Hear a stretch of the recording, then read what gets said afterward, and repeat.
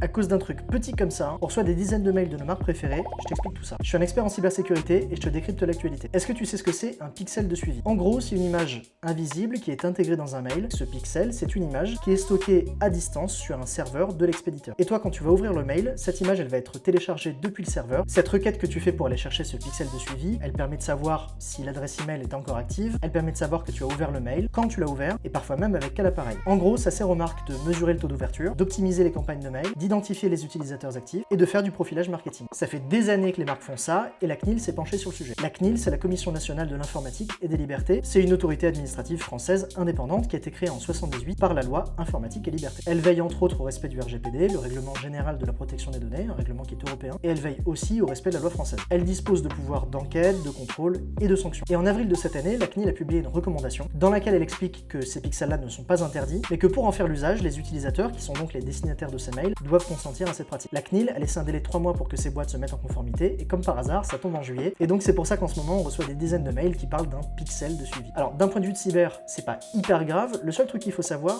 c'est que cette technique du pixel de suivi est également employée par des attaquants qui font des attaques par phishing, et qui se servent de ce pixel pour savoir si les adresses email sont encore actives, et si le mail de phishing a été ouvert. Donc cette technique, elle est pas gravissime, mais elle peut donner des indicateurs à un attaquant que votre adresse mail, faut continuer de lui envoyer des mails de phishing. Alors de mon côté, ça fait des années que j'ai configuré mes clients mail pour qu'ils n'aillent pas charger des images distantes, et ça vous pouvez le faire aussi sur Android, sur iOS, sur Outlook, sur Gmail et j'en passe. En gros, en ne permettant pas à votre client mail de charger des images distantes, vous rendez complètement inopérant cette technique. Si tu veux que je continue de te déchiffrer l'actualité cyber, abonne-toi.